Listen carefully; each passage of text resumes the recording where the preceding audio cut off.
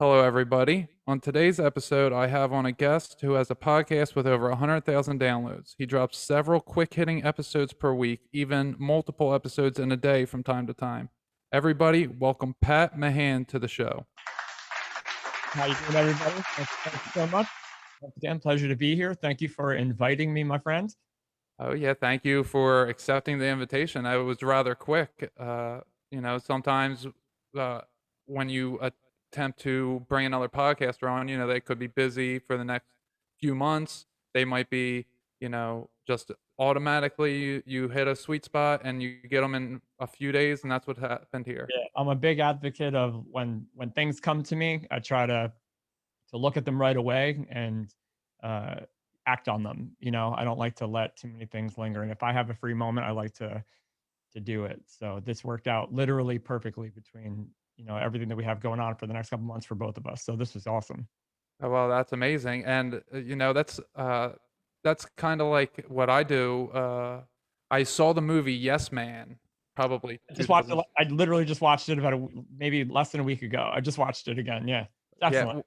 yeah, so when I watched it, I never applied that to my life, but then when I started my spiritual awakening, I was like, "Oh, maybe I should just start saying yes, come out of my comfort zone."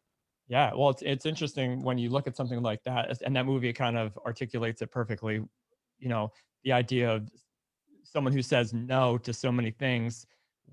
Most of the time, we say no either for protection. We say no to kind of keep our space, but a lot of the times we say no because of whatever story or dialogue we have about whatever is being presented to us, whatever that looks like. It typically looks like something similar to what we've gone through before. So our mind is constructed to kind of protect us from things that we say, like, we don't want to do that anymore. We don't want to do that. We don't want to put ourselves out there. We get hurt when we do this.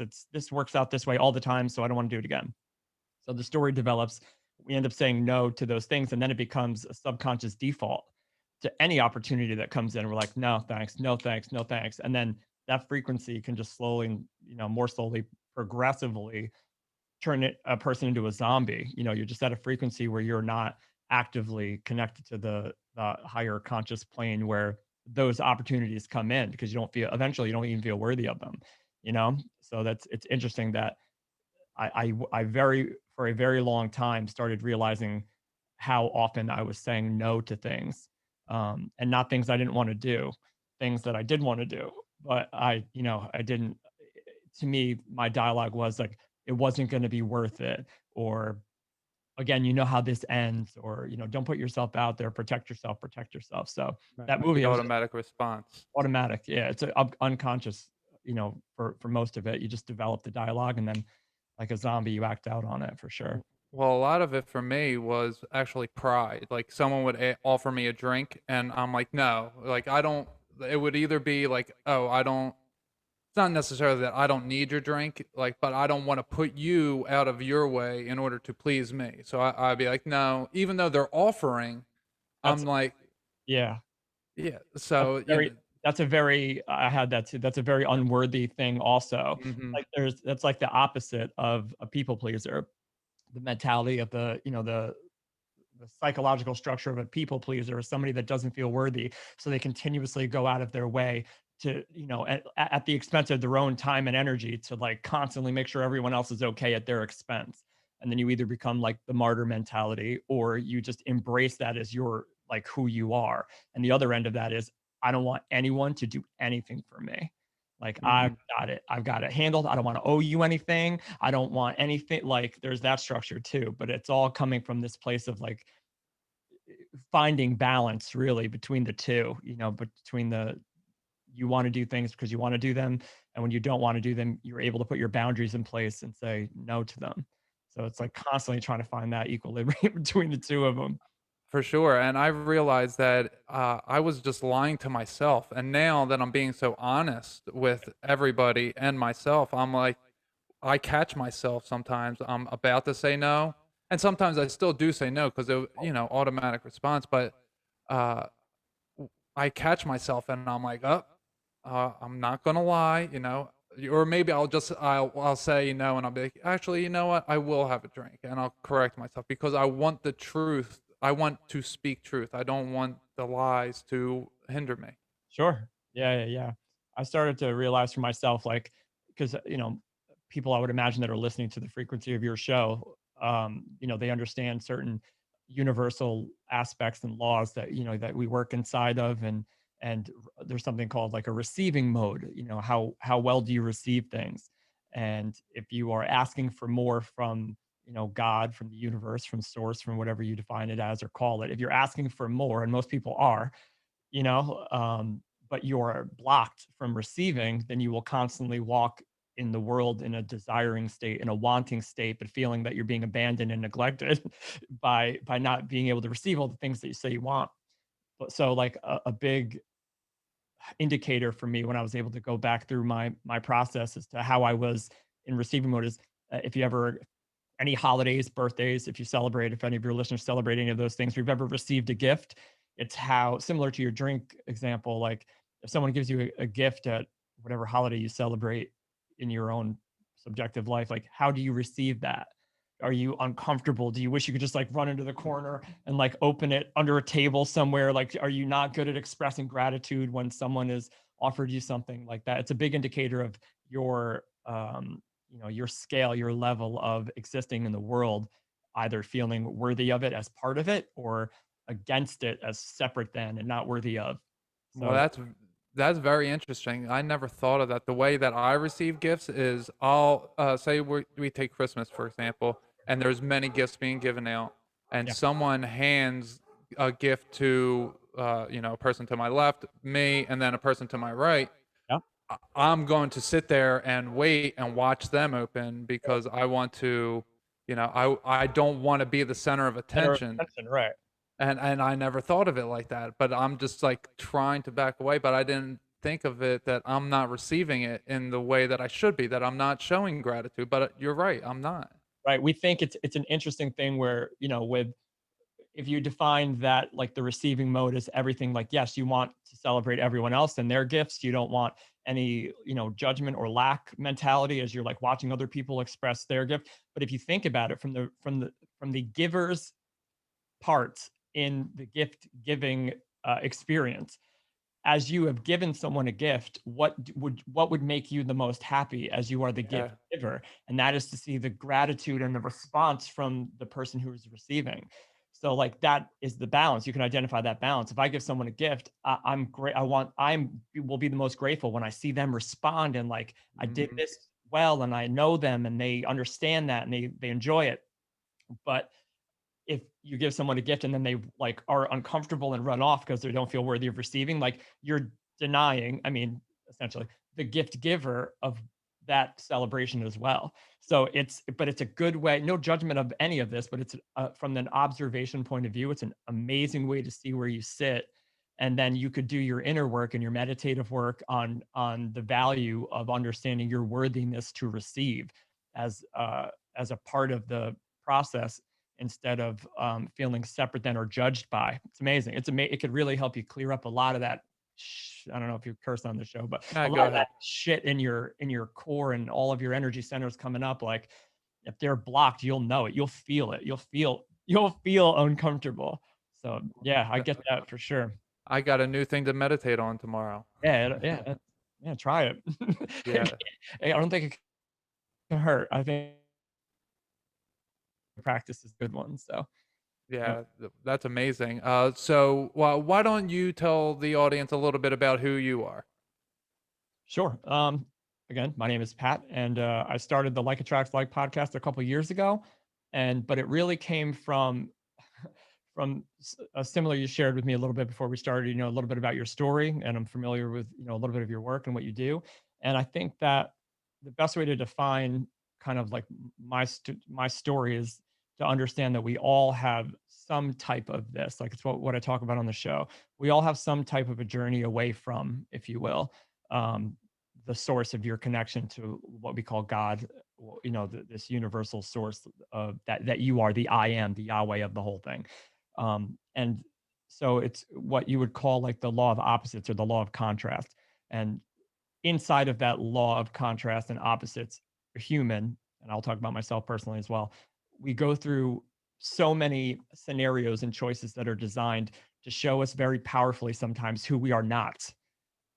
And the more we experience the dualistic nature of all that we are not and make choices that don't represent our higher self or our best self or our godly self, and we continue to go on this path of just really experiencing all the things that we don't want to experience and we wish we didn't do that, they continuously wake you up to who you truly are. Because I don't believe, as again Neil Donald Walsh says, the best, you could never know who you truly are without firmly knowing who you are not. And the only way to know who you are not, and I don't care who the human is to firmly experience all that which you are not, so that you can say for sure that I'm not. You spoke about addiction as well. That was, which was also part of my story. So for me, that was my example of like understanding everything that I was not. And it was the launching pad for the podcast. But I grew up in Highland Falls by West Point. My father was a police officer. My mother kind of was like our mom, in the family, and she had a couple odd jobs, but she was really just responsible for taking care of us. I was a mama's boy, and I went to Catholic school, so I had like all of the mixture for setting out on that exact journey that I described. Mhm. And so my sisters were quite a bit older than me. We lived in a house kind of far away from others. I wasn't commingling really with any of my friends other than that of school. And again, that was in the idea of the Catholic understanding of life and teachings and morals and values and whatnot.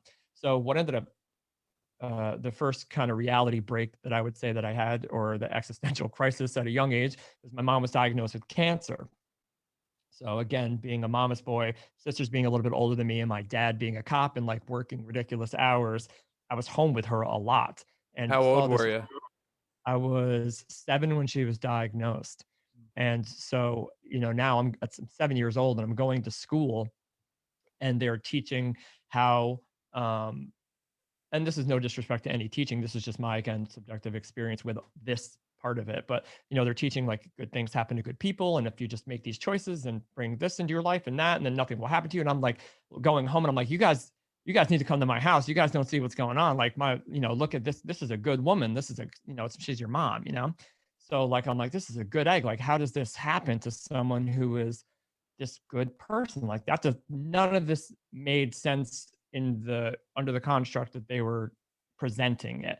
And now I listened to the words, I read all the words, I read the entire biblical text. I'm like, it makes sense to me. Like the words that they're saying, and most of this makes, incredible sense. But I'm like looking at how humans live their life, and it wasn't making sense. So that was the first part. Like, all right, so this is a choice that we live our life this way or we don't. But then there's this other part where I'm like, well, it seems like she went to mass every Sunday. She took me with her. Like I was an altar boy. So like here's this other experience where this person, I don't see them doing anything wrong to be condemned or to go through what I saw this woman go through. Mhm. So I'm like, it started me on this part where I remember, because she ended up passing away when I was about 14 years old. She was just a fighter and just fought and continuously like struggled, and this is so many years ago. But the treatment obviously wasn't as great as it is now. Hopefully much better than it was back then, but she struggled hard, as so many do.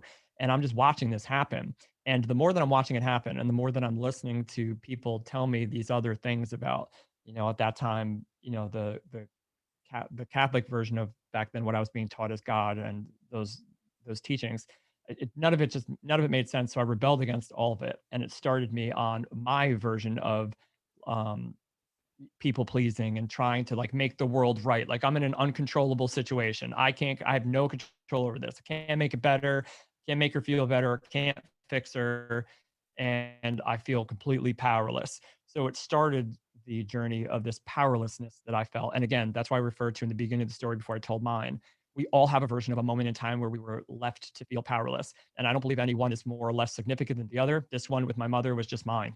And, so anything that happened to any human that's listening to this, there's no better or worse than, there's no greater or less than. I really truly feel that regardless as to whatever, um, you know, the society construct would say about better or worse, whatever you were given in your life that has led you on your journey of powerlessness or off the path or back onto the path, it was yours by design for whatever you need. So this is mine. But it definitely put into me in the subconscious sense, into the cells of my body that this place is out of control. And there's this grand story that I believe almost all the world believes that says that it's it's not if I do certain things. And I would just struggle to try to control my outside world and get whatever power I felt I lost by this experience back. And it led me to initially, a professional career where like this is where the ego construct of me understanding the not just this silent I am that you would experience in a meditative experience, but um, the egoic character of Pat Mahan, who needed to be something in the world to feel safe, needed to be something in the world to be okay, to be valued or validated. This began that search. So now I had two different constructs going on. I had the story that I was telling people, and then I had the story that I lived, like actually felt inside. And as again, I imagine you know, and many of your listeners know, we don't often get what we say; we get what we feel. This world, this universe, it's a reflection of how we feel, and that reality, vibrationally, I feel, or just emotionally, will be presented to you in an infinite degree of ways to get you to see as a mirror, as a reflection who you are being. So what I was saying is that I was successful, that I, could do anything. I had, very confident, this and that.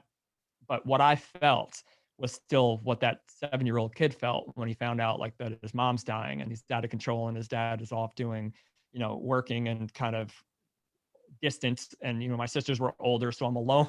Like, so I was this inner me of 7 to 10 years old was running the show inside emotionally and was behind many of the choices that I made in my life.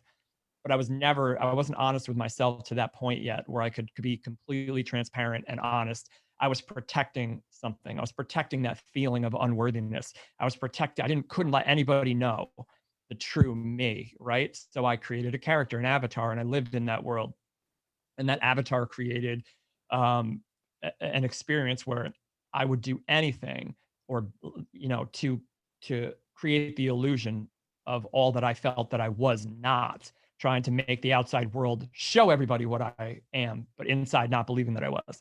So what ended up happening was loop after loop after loop of getting this and buying that and trying to buy this and sell that and get with this person and this relationship and that relationship and that relationship and all of these crazy things that I was trying to do to create the idea that I was this thing in the world that I thought everybody would love if I was that. Inside, I didn't feel lovable. I didn't feel worthy. I didn't feel um, that I even belonged here. I didn't understand what was happening. So every time that I would build a world and it would fall apart, for a time, I would get excited about rebuilding the world. That was my motivation again. Like, okay, I lost everything again. Like this shattered, that person left, this happened. I don't like it was just another entropy of another story. So I'd build another story and then I would try this hobby and I would try that profession. I would try to be the best at this. And I just kept trying to do that over and over again until ultimately I feel personally that if we don't go inside and handle the inner story, if we don't go look at that, if we don't really address the versions of us that we have experienced trauma, that we have experienced suffering, that we've experienced these existential shifts in reality of like, what the is going on? How that's not supposed to happen, but yet it did. The things that are at the higher degrees of, consciousness or the universe that we're not equipped to understand yet at this level, all of those things that happen to all the humans that are also probably listening to this, all of those versions of us have to be addressed by the current version that we are. And that inner safety that I was looking for, that inner worth, that inner value, it can't come from an external source. And I feel like the story that we're talking about here, mine, yours, everyone's, it's all about that point. It's that eventually you're going to hit a point where you've done this enough. You've gone through enough loops. You've gone through enough suffering and realization of the fact that whatever you are searching for to present to the world as you, this valuable person, it doesn't exist out there. That whatever is being experienced in your world is a direct reflection of how who you feel you are inside, who you're being, who you're showing up for. It if you're showing up for yourself, which I was doing none of those things. I was doing none of those things. So eventually my entire world fell apart. Like I was married for 10 years, that fell apart. I had 3 houses because I was like investing in real estate back then because I thought that that would be it. I was a big top manager and executive for a big retail chain, and trained all of their hires to, sell and to be all these, leadership teams. Like I was doing all of these things, and all of them just progressively catapulted out of my reality. And I ended up, but if we don't address it, this is where I was going before, I'm sorry. If we don't address it, I believe that this is where the universe or God takes over. When there's enough momentum internally and you're not addressing it and doing these processes to go within and clear and know your value and your worth, and that you are part of this system, you are not separate from it, you are one with it, you are the same thing as it. Like when you finally go within, that's when things begin to really shift in a powerful way. But if you don't, I'm a firm believer, and I see it in every mentorship program that I offer. I see it in guests on the show, that the universe will take over, and it'll happen in some undescribable way that you're going to be like, how did this happen? How did this happen? And if you're conscious to the fact that there's this energy inside of you, then you'll know full well how it happened. But for me, I wasn't there yet. So I raced motocross professionally for most of my life also. And, that was another ego thing for me, is trying to be the best at this and try to win championships and try to be somebody at this. And so I came back into racing around 2007, I think, 2007. And in 2008, I was going again for this big championship. And this universe made this championship happen in such a crazy way. But keep in mind, this is at the end of my spiral. Like I was spiraling down, but this championship was keeping my ego alive. So I was happy, but I was miserable, but I was happy because I had something to go for. And I thought that if I just got this thing, then I'll be okay. If I just get it, I'll be happy. So the crazy things, how like top riders were out with like a broken fit, like crazy things that shouldn't have happened, because I believe you can brave you. If you desire something that powerfully and you're in a good mood thinking about it, it will come to you. You'll experience that reality. But once you get it, if you are not happy, meaning like if it is not the realization of how you feel inside, but it is a creation that was given a job to make you feel good inside. Does that make sense? Then it will fucking vanish in a big way. So if I was in alignment with this thing, and I use that word very carefully, if I was in vibrational alignment with that thing, meaning emotionally, I wanted it, I enjoyed it, it was amazing, it was going to be a reflection of who I was being, then when I got it, I don't feel anything ill would happen from it. It would flow and it would ebb and it would be a part of your reality. If you're not, and once you bring it in, you realize like, fuck, this didn't do it either. This didn't do it either. This didn't make me happy either. This was it. This was supposed to do it. And this didn't do it. Then you drop. And this thing that was amazing goes pow. And this happens in relationships. It happens in any kind of addictive measure. It happens in just anything in life that you're trying to bring into your reality. You can only go through the gambit so many times of thinking something's going to complete you, only to get it and go, shit, that didn't do it. And then pow, it's going to be taken in some crazy way. So 4 days after I won my title, I snapped my leg right in half. It was like a celebration ride. And a couple of my friends and I went out to go ride just to celebrate the fact that I won this title. And some kid made a wrong turn. A good friend of mine made a wrong turn on the trail and just on the track and just bashed my leg, snapped it in like a million pieces. So like I had to go for surgery and I had to go do all these things. Now I couldn't work. I had 3 houses. I couldn't pay the mortgage. Like this is where it's all starting to unravel. I couldn't do anything. And I still am in protection mode of like, I can't be the kid who like loses a house to like, or short sales a house. I can't be the kid that doesn't pay his bills. I can't be the kid that does any of these things that are about to happen to me. But I was powerless. Again, it was forcing me to re-experience that powerlessness. It was forcing me because I kept giving power to things outside of myself, not giving power to me, saying that if I had these things or this person or this relationship, then I'd have power.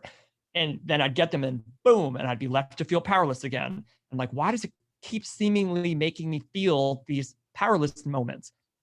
And I didn't get it yet. But this is where like it turns. So I was someone who I never did drugs. I had never done drugs a day in my life.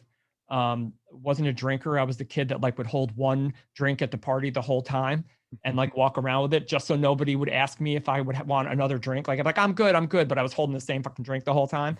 Like never did anything, never really smoked weed. That's a good trick. It wasn't bad. It really worked well. So I was that kid, and I had a bit of judgment against anyone. Because, but this is it makes so much sense to me now because I wasn't willing to look at my own powerlessness because I was so like in the world egoically creating it. I wasn't willing to look at how insecure I was. So when I saw somebody who had an addiction or something like that, I looked at it as weakness. Now I judged it not because there's something to judge. I judged it because I wasn't willing to look at my own shit. So I judged the external projection of it instead because I know that inner weakness is in me too. So this is like anytime that what this corporation that I worked for, there was a couple of people that like were in programs or in this or in that, and I was just like, I mean, I loved them. I was always like, felt like I had like a kind heart and accepting, but inside I was like, I don't get it. I don't get it. Right. So here's where I ended up getting it. So I break my leg and they prescribed me painkillers. And I'm like, okay, no big deal. Like these are prescribed by someone How who old were you when this happened? should have. I was 30. Oh, okay. I was 30. Yeah, I didn't do anything until I was 30. So I'm like, okay, let me take, I'll take these as prescribed and everything is good. And in the beginning, I was in so much pain. I mean, it was brutal in the beginning. My leg was bad. It was, and it hurt tremendously. So I was taking them and they were not even working. They were just knocking me out, Mhm. sometimes even making me sick. I didn't like them in the beginning. I didn't like them. And I always had like, I had taken them before. I always had like some teeth issues back in the day. So I like was familiar with them, but like, again, I just be like, I wouldn't even finish my prescriptions. Like I would just take whatever I was prescribed and be done with it. So with this one, I even remember like I was on them for like 2 months. And at the end of this process, I remember going to the doctor, to the orthopedics, to the surgeon, and he was like, "How you doing? How you doing on pain?" And I'm like, "I'm fine. You can lower it." I remember this so vividly. I was like, "You can remember, or you can lower it." And he was like, "Oh, great!" Like it was like this uncommon response. You know what I mean? He was like, "Oh, you want it lowered?" I'm like, "Yeah, I want off this shit." And he's like, "Okay, great." So he gave me something less than that, and for another like month or so, I was taking them as prescribed. But as my legs started to get better, keep in mind, my world has fallen. Like my relationship's not good. My houses I'm losing. I couldn't work. Like I'm in that it's falling apart mode. And I just won this thing that I said was going to make me the happiest human being on the planet, and it was nothing. It was like great that I did it, but it's over now. Like I'm like now what kind of a thing. So I am in this place where I would suggest now to anyone else, this is the place where it's definitely asking you to go inside and find out where this is coming from. If I came to me now, then I would be offering suggestions or advice of saying, "Hey, this is why this might be happening. You are here because you're here to look at this powerlessness feeling, not think you're being beaten up by it, not think that God or the universe is beating your ass to keep you down. Like it's trying to show you something that you're not willing to look at, and it's going to keep doing this until until you admit certain things to yourself. And when you can admit these things to yourself, you will not be defined by them. You'll be freed from them." So I wasn't there yet still. So I'm like, as I started to get better, I started to look around and I had so much time on my hands because I couldn't do this, couldn't do that, couldn't ride, couldn't race, couldn't train, couldn't go to work. I had so much time on my hand, which you would say might be meditative, but I didn't have any idea about that yet. So I'm looking around at my life and I'm like, what the like it's like being at the top of the roller coaster and knowing it's going to go down and just being like, I don't know what to do now. I've lost control. I finally feel that powerlessness feeling again. And then I started to notice that if I would take these prescribed at the time pills, I didn't feel that way anymore. I felt better. And I had never felt that before. So I was like, huh. Now, to look at this story from an ego or energy sense, my mind was constantly looking for a shortcut. It was constantly looking for an easy way out to not feel this pain, right? I didn't want to feel what this was. I didn't want to admit to it. I didn't want to acknowledge it. I was terrified of it myself. So, for not going in there, I kept creating distractions. I kept creating the illusion of success. I kept creating a world where I didn't have to go inside. I didn't have to have that still moment. Like back then, if I had a still moment, I was a mess. I was a mess. I was biting my fingers. I was fidgeting. I wasn't doing drugs yet, but I was basically like addicted to everything because I wouldn't go in doubt. I had no stillness. You would call it anxiety or, whatever you want to label it as, but I had it. And it was all because it was just bunched up trying to come out and I wouldn't do it. So I'm sitting here with all this time in this space And I'm still not willing to, I don't even know if it's not willing at this point. It might have been willing, but I didn't even know what to do. Like this is again, I didn't know who to go to. I didn't know what to do. Traditional therapy, not for me. Like I had at that time issues with, the idea of going to or looking for what any definition of God might be, because I didn't have the grander perspective of what I believe it is now, because I believe I was taught a kind of finite version of it back in the day, like that's just the way I believe this also works. So like I didn't know what to do. And I noticed that when I took these pills, I started to feel better. And that started an 8-year journey of me after I was off the pills. Like I found friends who had them, and I was in this community where like everybody was getting hurt all the time. So everybody was either also addicted to them and struggling with, painkillers or heroin or some kind of an opiate type of an experience. So it was easy to get. And so I went on this journey for a very long time that I was, addicted to painkillers. And it led from that to doing, so many other substances that I said I would never, ever, ever do. Just like with the painkiller thing, I said I would never be that person. I don't get it. Well, I got to get it real quick. But what ended up happening was it took me on this road of continuously doing things that I said I would never do. Like, you know what I mean? Like I would never try that. I would never do this. And then one day my friend was like, yo, you should get off that shit and you should try mushrooms.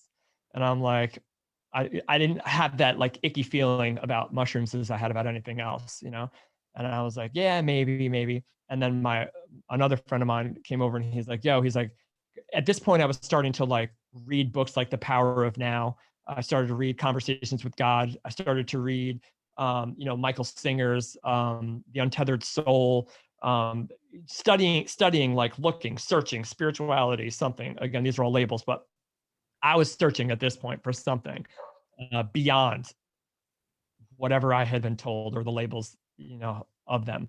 And so I was kind of getting familiar with these terms and these experiences and whatever that would constitute back then. And my friend was like, "No, you don't need mushrooms, bro." He's like, "You need to do DMT." And I was like, "What's DMT?" And he's like, "Yo," he's like, "You definitely need to do that." And then I started researching that, and then I found the spirit molecule from and Joe Rogan's documentary. I read the book, watched the documentary, and I'm like, "This is some shit right here," because I had a couple. Again, unconscious. It's amazing, like what happens when you start to learn and grow more, and you start to remember, like, oh, this has happened to me before, or I've had this kind of an experience before. There were a bunch of times when I was a kid, you probably had something similar, where like I had out of body experiences. I had experiences when I was a kid that I was like, I don't even know where I went. Like, was that a dream? Like, all those kind of like, was that a dream? I didn't have any of that when I was a Oh, kid. I had some wild things when I was a kid. And it turns out that my father did too. Like my I went to him with that. I'm like, yo, this thing happened. Like, was it a dream? He's like, I don't know if it's a dream or not. He's like, but I've had the same thing happen. Oh So wow. yeah. So like, whatever that was, could have been a dream. I don't know. But it definitely seemed very similar to this new thing that I was about to experience. And I had already come to the decision that I needed to stop these things. I needed to get off them. I needed to like, my life wasn't going to get better on them. That was the first choice that I like, the first conscious, like, I'm big into journaling and scripting. It's like what I talk about quite a bit because, to be honest, it's the methodology of journaling and scripting is what allowed me to do the inner work that I needed to and make sense of my journey and my moment and my potential future timeline. Like that is what really, really helped me. So that's what I talk about quite a bit on my show as well. But that's where I started to really like write out certain things, and I started to make certain promises to myself. And I was not good at keeping promises to myself back in the day, obviously, because if I made a promise to myself here at this level, but then some external thing came into my world and offered me a higher high up here with this choice, I was making this choice and I was breaking the promise to myself because I thought that I needed to be happy with this experience outside of myself. And so I started to just make certain promises to myself. I even just progressive ones. Like it wasn't like get off cold turkey. Some people can do that shit. I wouldn't say that I did that. I definitely didn't do that, but some people can do that. And I think that's amazing. But for me, I had to like write this out. So I started making these progressive promises to myself. Like, and the first promise just was that I admit and accept and allow myself to realize that my life will not get better on these. If I choose to continue taking these things, versus any story that I have that says like, well, what are you going to do if you don't take them? You're going to be sore all the time. You're going to be this, all bullshit. It was all bullshit for me. Like that was all just my mind trying to get me to keep taking them, get me to keep taking them. But, you know, like you've heard this before, your shoulders hurt. What are you going to do? Your back hurts. You're going to walk. You're going to stop taking them. You need them, blah, blah, blah. Even when I was off of them from the doctor, my brain was like, well, a doctor would give them to you if you want to them. You just don't have the money to get them because you like story, story, story, story. So I called BS on all that stuff. And I wrote down, I was like, I'm going to choose to know that if the opportunity to take more comes in, I'm not going to, meaning I was like managing it. I was getting to the point where like I would start to withdraw and then just taking enough to, you know, like just manage it and be normal. And then I would let myself suffer for a few days and get my baseline down a little bit lower to where I would take less. But this took like a year of like weaning off. And then eventually, when I felt comfortable enough that I wasn't on so many milligrams of them, for me anyway, so many milligrams. I had asked for a DMT experience. I'd asked for it. I'm like, I'm ready to receive this. I'm ready to experience this. Whatever's calling me, I'm ready to hear it and see it and experience it. Not more than a week and a half later, because it was hard to come by, especially back then. This was back then, you know. I don't know if I believe it still is. And he was like, I've got you. I've got it set up. I had been preparing for so long for this. And I'm like, I'm ready. And that shit blew it changed it really more powerfully than anything that I'd experienced to that point. Not only did it like allow me to change my perspective on everything because of what I had experienced, but it allowed me an ability somehow to make sense of it for other people without having them take it. Able to explain like the degrees of consciousness, the frequency, the expansiveness of everything, your part in it, your ego's part in it, your mind's part in it, the identity of you and progression of, you know, vibrational timelines from here to infinity, different beings and sources of whatever you want to call it that exist on different planes and versions of this at the exact same time, in the exact same moment, because that's all there is. That allowed me to be able to articulate that to other people in a way that it made sense, or they could, if they chose to, allow them to make sense of their story too, no matter how quote unquote perceived bad it is. That changed so many different things for me. And it allowed me the ability to really implement those choices. And like I said, for me, I had already been making those choices to the point where I was closer to a baseline. But that for me was my like, okay, we're done with this shit here now. Like this is it. There's more for you. There's different things going on. Did you And quit right away? I went to kratom. I quit painkillers right Okay. away, and then I was on kratom for about 6 months. And then I was very easy to get off of it, of everything with kratom. And like now I don't even really, you know, I don't drink now. I don't really do it. Like those things. And this is like an interesting thing as far as like the emotional frequency of your connection to the source of this whole thing and to God, or to you, really, to your everything, your sense of being, is that if you're not feeling your fullest or your highest or in your best sense, which I describe or identify with the description of a frequency, a vibration, if you're not at the resonance of the full connection to yourself and to yourself as the external reality as well, if you're not in that, then you will believe something outside of you has power.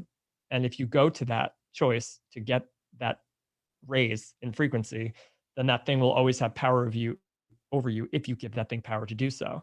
If you work on yourself internally and allow yourself to maintain that frequency from within, then anything that represents anything lower than your frequency, you will be able to identify and see through immediately. And that comes to substances, that comes to people, that comes to choices, that comes to everything, anything. If you're at a lower frequency, you will be much more likely to get duped, to be misled, to break promises to yourself. You will really be more vulnerable from that illusion of being powerless. But you can, from the inside out, create your own experience. And by realizing that you are the source of this thing, you're the source of love. You are, I mean, we know what the source is, but like you are a part of this co-creation with the source of this, as the love, as peace, as unity, as, you know, all of these emotions that you want to experience in the world. You are those things. And so when you can work on that inner dialogue with yourself and shift through the energetic momentum of those previous, you know, stories, and that unconscious critic that's shouting these things at you constantly, this rhetoric that you are not this thing that you are, and that you're not connected to this thing that you're connected to. If you can dissipate the energy of that for long enough, then you will actually sit in a place where you have access to this consciousness all the time without drugs at all. You will have access to this source and be able to stream consciousness like you do on your show, like I attempt to do on my show. Like what we're doing, we're trying to take this higher stream of consciousness, where that exists, that full unity and peace exists, where at the lower frequencies where it's more dense, there is that hate, there's that separation. And that's how I like to look at it. I went from a place of lower frequency separation, right? The dense, if you ever, the vibrational, have you ever read Power versus Force? No, I haven't. Dawkins, I believe his name, Dr. Dawkins. In the book Power versus Force, he talks. And if you've ever seen the vibrational time emotional scale, have you ever seen that? Like where there's a human, and then there's like different colors in the charts, and it's like Right. enlightenment, and then on the bottom it says like shame or whatever, and it's Right. like up the scale of emotional frequencies of consciousness, and that higher frequencies of consciousness, you have a greater connection to that unity. Well, if you imagine and take that and connect it to DMT is allowing you to access frequencies of consciousness, right? Because this is all consciousness and awareness, right? Even the physical, without consciousness, there's no awareness of it. So they need each other to do this. So if a physical being in this three-dimensional world here takes, even if it's meditative, you can meditate and get to incredible frequencies of consciousness as well, but DMT will catapult you there. If you go there and do that, you are experiencing like the records of all that is and was and are, and the access that just exists on a frequency of consciousness. And it's the equivalent of like saying like you don't know until you know, right? So if you didn't know something today and then you learned it tomorrow, you have a greater sense of awareness, consciousness of that topic. Well, when you do an experience like that, or when you get into a place where you've had a spiritual awakening, you have a grander perspective on all things because you realize the connectivity between them. So in this journey that I'm describing, and I'm imagining also many of people listening, what they are experiencing is the journey, the hero's journey, if you will, as described like in the book The Alchemist, if you've read The Alchemist or any of those books, like where even The Wizard of Oz, like all of these things, it's always trying to go away from home, right? To get what you think you need, and then to find out, click, you always had it. It was always here. Like all of these powerful stories are all written and from that idea. So at the lower frequencies of consciousness, which is not aware of it, everything is separate, and you believe you are the character that you call yourself, and this thing matters and that thing matters, and they're all like, it's all separate from you, and you can hate and judge and protect, and it's just this inner thing where you're trying to like protect because you don't feel one with. And then as you raise in frequency through whatever journey you go through progressively, or drive-by shooting DMT version, you get to this expansive place of consciousness where you realize that everything is connected and everybody is the same. And that's kind of what they meant when they say love your neighbor as yourself, because it is yourself. And like you start to see where these simple terms that people would say in their life, where it all starts to make sense, the simplicity of like, no, that person is like just a different version of you. Literally, they have a different egoic avatar that they're navigating the same world with, but they're experiencing a completely different subjective version of it based on their choices and their access to that same consciousness. How much do they believe? And it comes down to belief systems. What do they believe? What does that person, what do you believe? Do you believe that you are connected to this and that you are part of this experience? Or do you believe you're separate than it and you have to fight against it? And those two understandings of this process will, if you can shift to the one where you understand you're part of it, will change your whole life. Well, that's where I've just gotten to, is that I'm seeing that it's okay for everybody to be exactly where they are, but then I go on Twitter, just for example, and spiritual Twitter, and I see everybody just talks down to everybody. They're just like, "Oh, you have to." It's just like it's so. It actually, I feel disgusted by it. Being an empath, yeah, I feel it, and I'm just like calling these people out, but I'm like, no. Then I delete the tweet or I delete it because I'm like, I don't want that coming back to me, but I don't want these people doing this to these other people who are looking to them because they have some fancy emoji, they have some fancy profile picture, they use a word like Atlantis or or Right. whatever, and they Yeah. just and it's all BS to feed the ego saying, "Oh, you're star seeds," and I'm like, we're literally all stardust. We're That, literally composed of that. right. Sagan, right? We're all stardust. We're all star stuff. All made from star stuff. Sagan said that. I can't remember, but yes, 100%.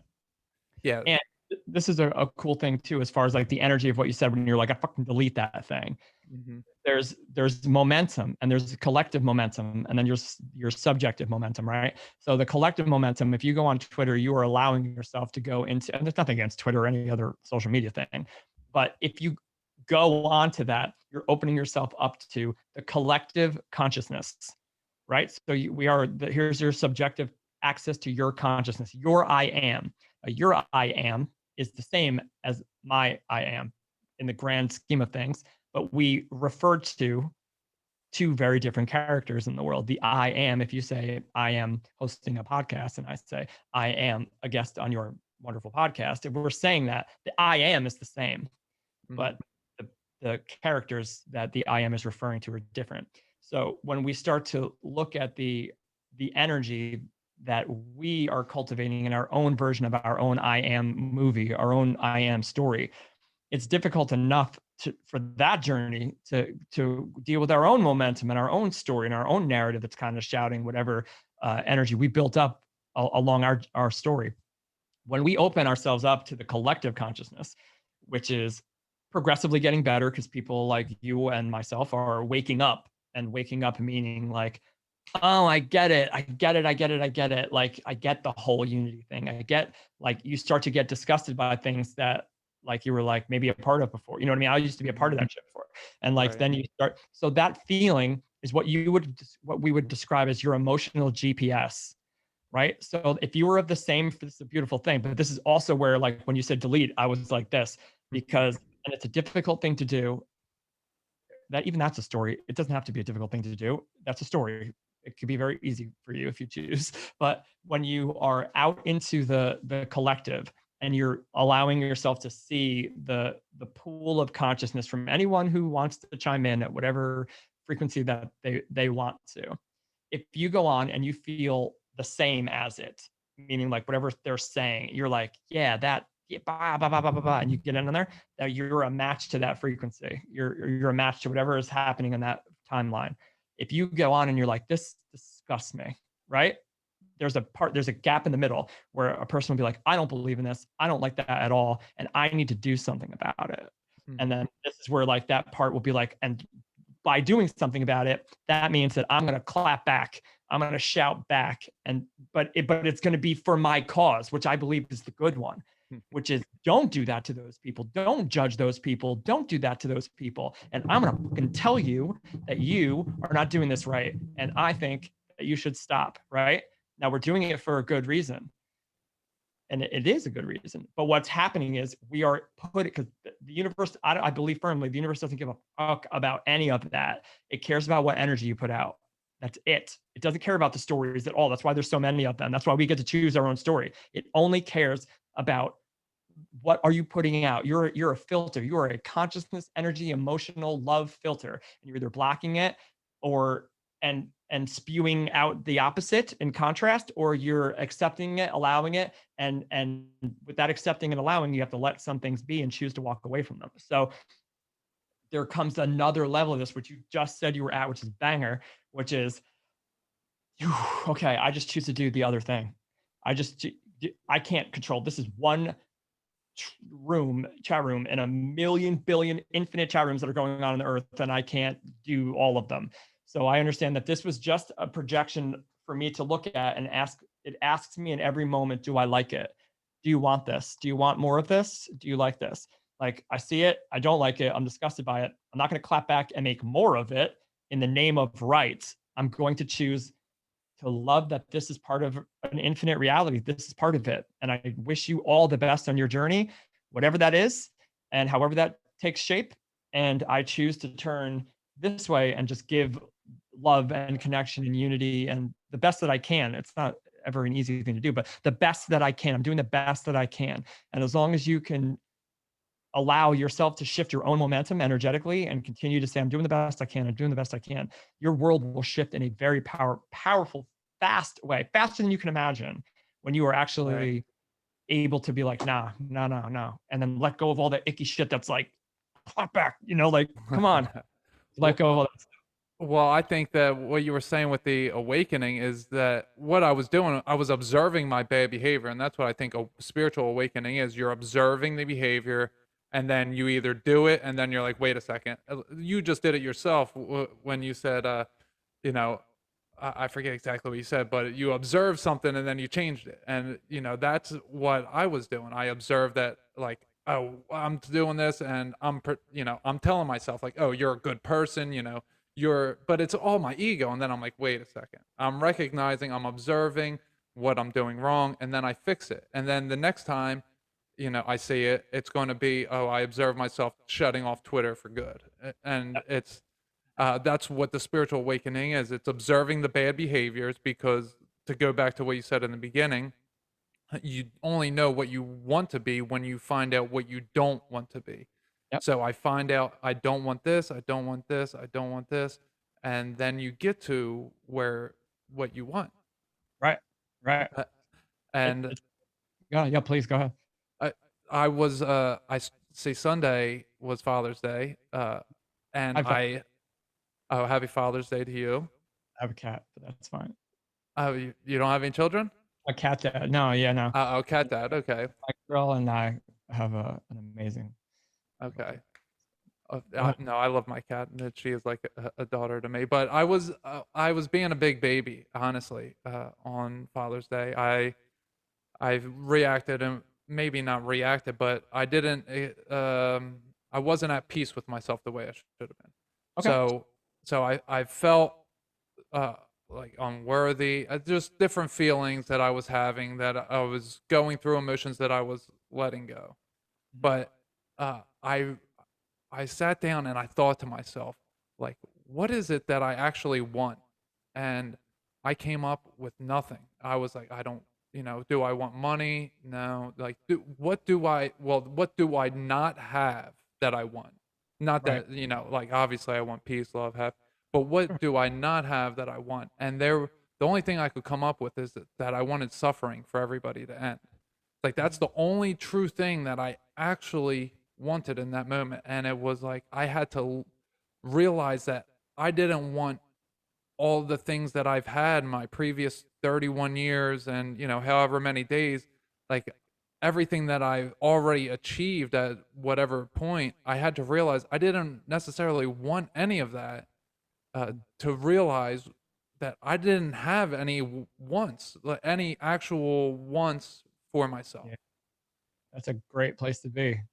Well, it was, but then it's the conundrum is that when I actually needed something to do, somewhere to go, I didn't have anyone to call, I didn't have anything to do, because I didn't have any wants, I didn't have anything to go after. I just knew what I didn't want, and I let go of the things that I didn't want, and I didn't actually start gaining the things that I wanted. Got it. That's another part of this. That's yeah, there's a part where, similar to the Twitter example, when you end up going through something like what you're talking about or what we're talking about, an awakening of higher consciousness, and fix my mic here. There are fewer people that resonate and want to talk about the things that we're talking about and get excited about, like, this inner journey, and like, do you guys know what's going on here? Because nobody kind of does, but like, there's crazy stuff happening. Like there's not many people that are there. So when we find someone else, or we talk to someone else, like when we're just out, or like our old friends, there's that disconnect. And it can do a couple different things, really. It could stop us from trying to find new people to be around and to hang out with, and finding new things to do, because we don't feel like anybody is going to get us, or that, like, you don't want to do small talk really anymore. Usually, if somebody's complaining, like, most of the human beings on earth complain about I mean, I was a huge advocate for that complaint. Like, a big part of my early life was, complaining about something, but then getting super mad, and then efforting in the world to try to fix it. You know what I mean? Like I Right. was, That was but me. right. It's just like I'd complain, but it didn't turn into a victim story until much later, until I realized I could benefit from a victim story. And then I would never admit that back then. So I would like, you know, but that most of my friends were of the same frequency and they would complain too. And we would just get together and be like, bah, bah, bah, bah, bah, bah, bah. So once you get to this place and you realize like, no, any part of your story you can choose to do something about, like, and it's not easy and it sucks. And it's like, you're going to go through some stuff, but like, don't complain about it because you're going to make more of it. Don't complain about it because you're going to make more of it. Like, do you realize that if you keep talking like that, you're going to create it? Like, you start seeing what people are doing and creating because you've been so vividly doing it for yourself. So Right. careful with what you say because you know you're going to experience it someplace in the future. You know, like if people really understood how literally you walk through the words that you speak eventually in your life, eventually, whatever words you're speaking, whatever belief system you have, it's creating, imagine just a matrix where like it's creating that reality at some point with infinite components. And it's going to put together exactly what you say, feel, and believe. And that's what I firmly believe is happening here. There's two things happening here. One is there are scenarios that exist in the world to provide you contrast in order for you to wake up. One of those for myself would be an example of like my mom dying at 14. Like, how do you, that's not something like that doesn't make sense. I never talked about that, you know, but we all have a part of our script where there are certain undescribable things that are necessary for us to go through that we couldn't possibly make sense of, that are universally designed. And they are needed to create these reality shifts, these segues from one frequency to another if we allow it. But usually it creates turmoil and craziness. And then the other part of our reality is everything that we say, think, and feel about it.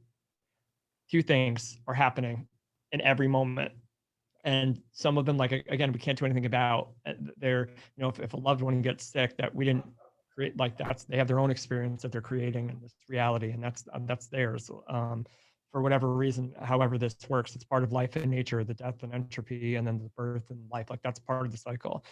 From a lower frequency of consciousness and disconnect, we could never possibly understand that that's part of the process because this was our mother. This was my so-and-so. This was my something. How could this happen to so? That's bullshit. Da, da, da, da. But then you look at it in nature and like, that's just kind of like what happens. A tree falls over and then it rots and then it comes back up again, and birds die and then they come back down. Like this circle of life that we're a part of. But since we can egoically create the self-aware character, now we judge it, and now it shouldn't be like this. And now we're so emotionally attached and connected that now for most of my life back then, I was like, no, that shouldn't have happened to her. It should, because she was good. And it's like, what? The universe isn't looking at that, you know, like so much as far as my reality. But then everything I did and said about it, all the powerlessness that I felt, all the lack of understanding that I had about accepting this and being happier in my life, that I had such an amazing woman for all of those years to be my mother, being happier for that than I was sad for the one day that I lost her. You know what I mean? I ended up shifting that perspective of being so grateful for the fact that she was my definition of what love was in the world, like feeling loved.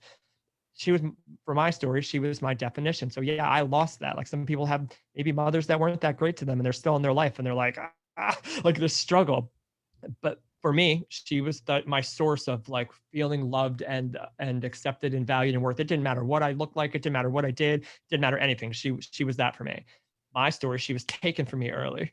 So I had to go on this journey of like finding gratitude for having her instead of being so angry and livid for losing her. You took her.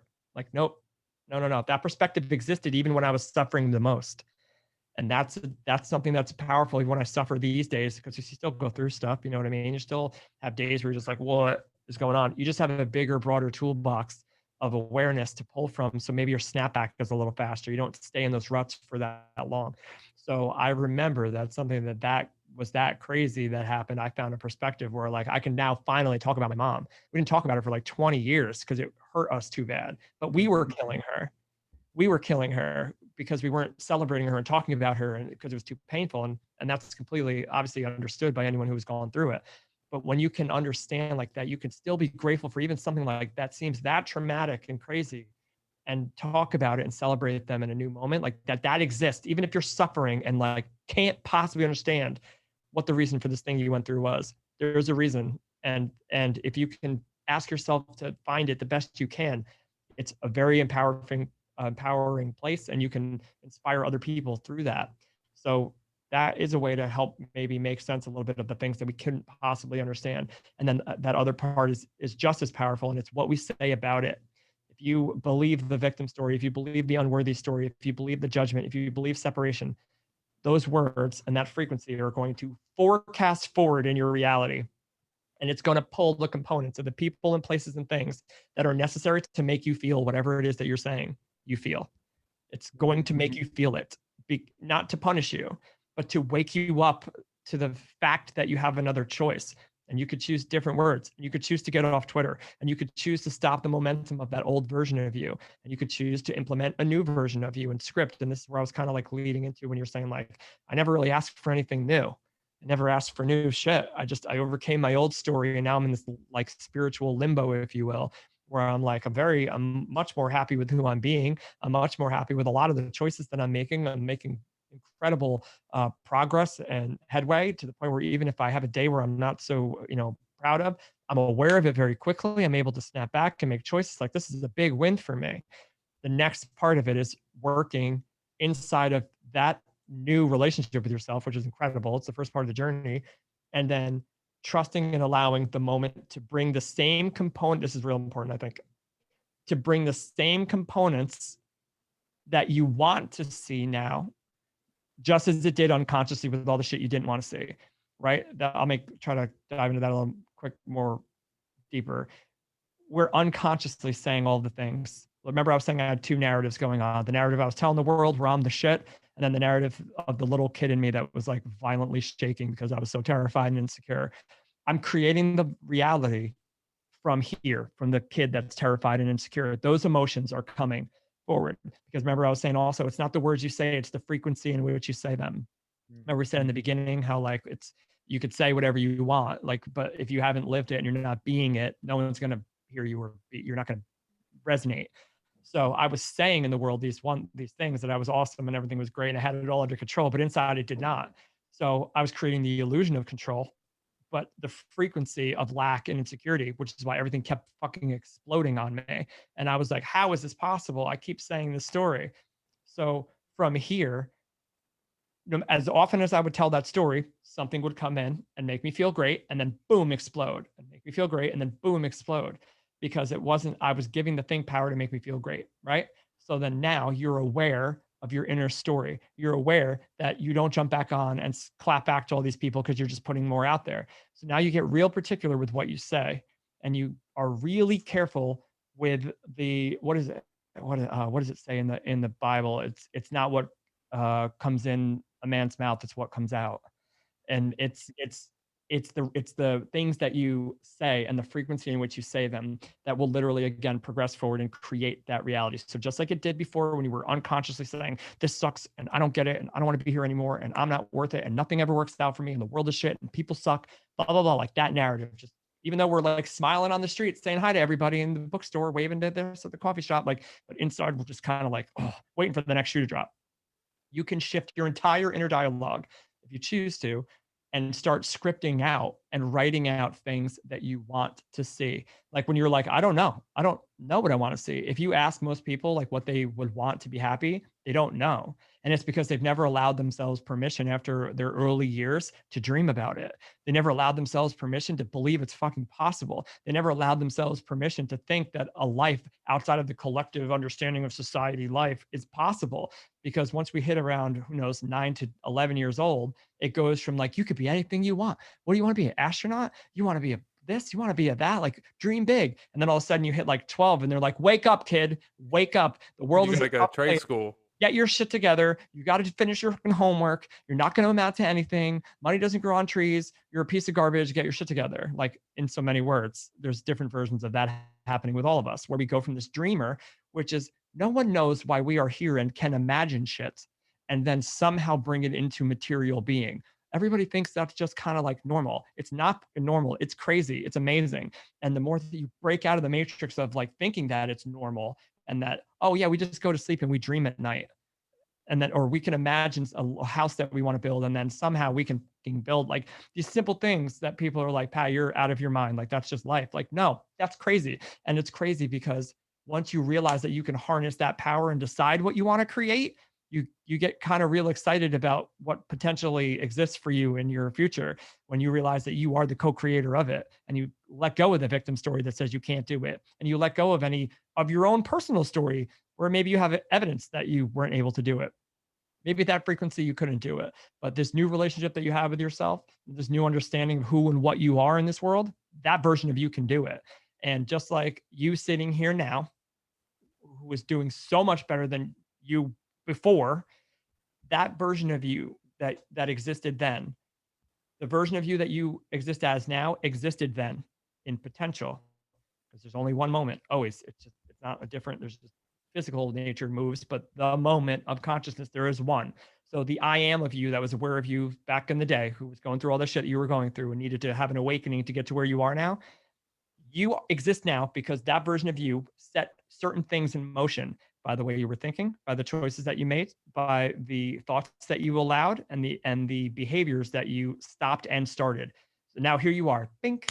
We wake up and here you are, way better than that version, better progressively than that version of you. Well, you get to do the same thing again. And you get to now, from a greater, more expansive place of awareness, you get to go, what the do I want to do? Because back then, all you wanted to do was not be what you were then. Right. Does that make sense? All you wanted to do Right. then was like, I want out of this, whatever this is. So the first part of a spiritual awakening in this journey is making these choices to get you out of all that old shit, to let that old stuff go and then be okay now. And you have the ability to be okay now and go, I want for nothing. Right. And then you're like, now fucking what? Now you get to realize that you get to sit out and script out your next, your other higher version of you that exists, I don't know, 6 months from now, exists in potential and can be created again by the choices that you make now, by the thoughts that you allow yourself to hold, and the energy and emotion you apply to them.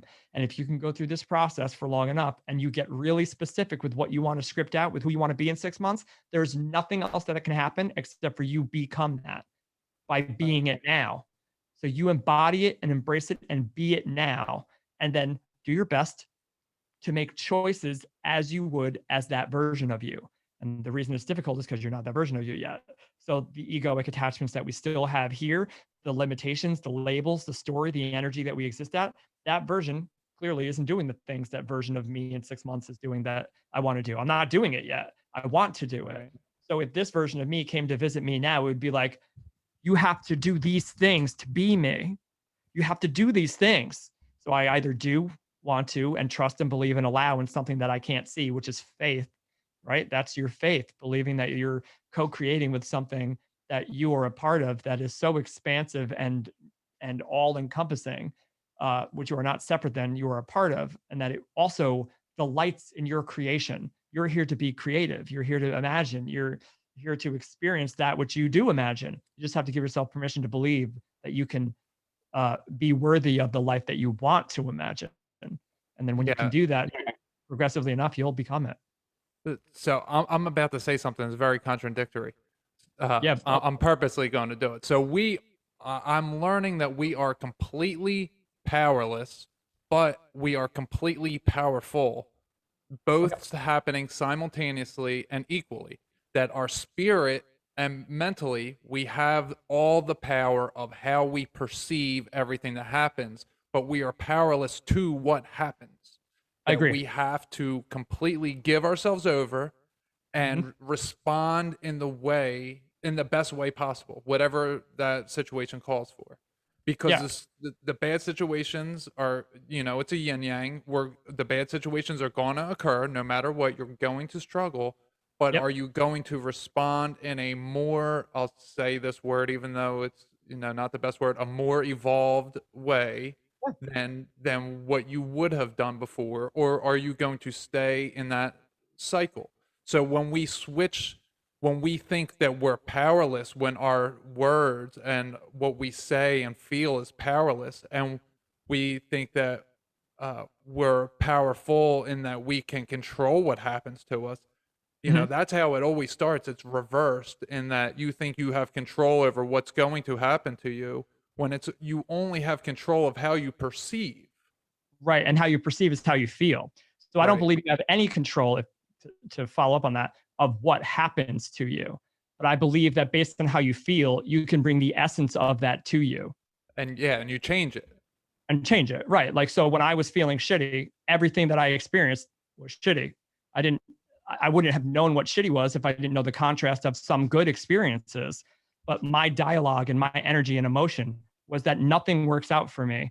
Nothing lasts forever. People who I get close to leave me, and I'm no good at anything or worthy of it. That was my emotion. So for decades, that is the reality that I experienced. Now, I didn't control what things or what people, like, couldn't specifically script this person comes into my life and this building happened. Like, I want to be this. But the essence of that emotion was shown to me over again. When I changed my perception and my belief system of what was coming to me, and my emotions changed because my perspective changed, my life changed to mirror that frequency. Now, I Right. again, like, I can't control what happens to me tomorrow or the day after or anything, but I can control how I feel about it. And if I can control how I feel about it, what that means is that I have allowed myself a perspective to trust so much that no matter what comes to me, I know that it is part of this grand design. And if I Right. can feel good through that, all I want is more of that. I want to experience more of that and more of that and more of that. So yeah, I agree with everything you just said. Actually, I think it's I actually a different way of saying a very similar thing. Yep, I I agree look with it. at it like it's a kind of a game or something that It is. creation. So you got creation is the physical material world, and then you got creator, which is the spirit, mental, emotional body that fills it. Yeah, yeah, And it's creator versus creation. Are you going to stay being the creator, all loving, non-judgmental, even when creation, Jesus and Satan, those yeah, terms yeah. come to mind Sure. because Satan's God's going to allow Satan to tempt you with all the things. Are Yeah. you going to Job. give into it?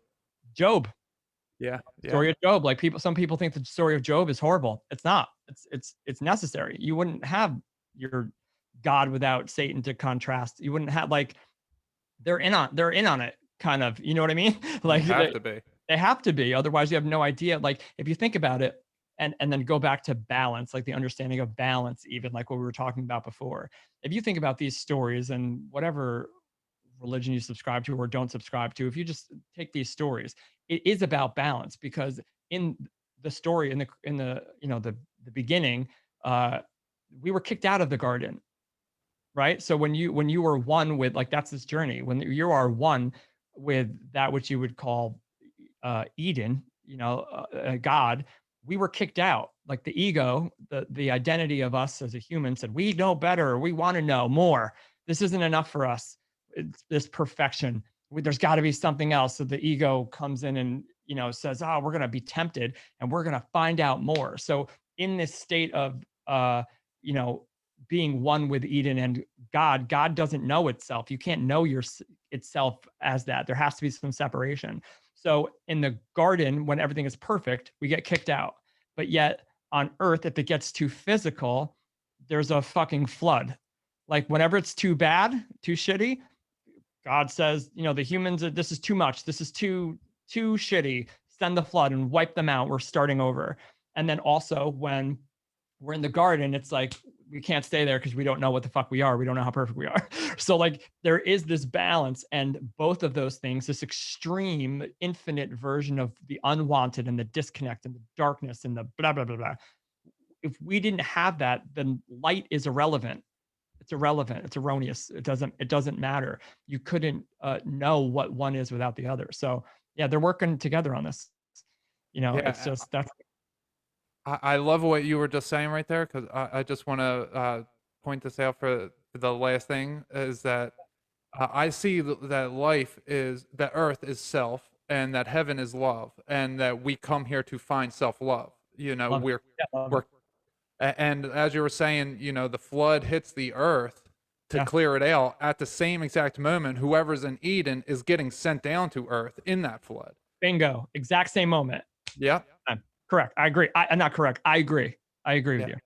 Yep. Yeah, and the self love we come to Earth to to find self, and we want to be separate, and we think that we are separate from everything else, and we have to try all these different things, and we have these addictions to everything outside of us. We Right. have these addictions to materials, we have these addictions to hobbies, drugs, alcohol, sex, gambling, sports. Every single thing is a distraction from yourself.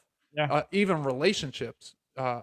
are all distractions from you finding you, but they all help you find you. I agree. Love it. Love it. Because Love it. yeah, once we go Preach. through all that, then we then we find love, and once we have self love, then we get to go back to the garden. And it's just constant. It's just going. I love Yeah. every word of that. I love it. Oh, thank you. Yeah, Uh, man. yeah, we've been on here for like an hour and a half now. This was an amazing conversation, and I do want to say that the way that you speak so quickly and concisely, you don't find too many spiritual people like that. I find that the most podcasts I listen to, everyone's a little more laid back. The way I speak, I say and a lot, little space fillers, but you're very on top of it, and I love the way that you're able to work your words like magic in that Thank you're very direct. thank you very much. I'm very grateful for that. Thank you. Yeah. Well, it's great. And the way that you do your podcast, 10 to 20 minutes a day, or maybe half hour, hour and a half, Uh, whatever it ends yeah, up sometimes being. they're But quicker. yeah, It they're comes in quick. and I do it, and then I'm like, good. Yeah. Yeah. I wish I had the schedule to be able to do that because Yeah. it's amazing. Yeah. Yeah. This is pretty much all I do. This is it. Yeah. I love it. Well, maybe one day for me, I will be, actually, I will say real quick that today I decided I want to be a motivational speaker. Love That it. I want to do this, and not just podcasting, because sometimes I look at myself with podcasting when I have to rewatch it or re-listen back, and I'm like, what? Look at me up there. I think I'm better than everybody. I'm Yeah. giving them advice, and I'm always doing that thing that I don't want to do. So if I can do it in person, then it's there, and I don't have to edit. I don't have to watch myself. I don't have to re-listen to myself. It'll be, Yeah.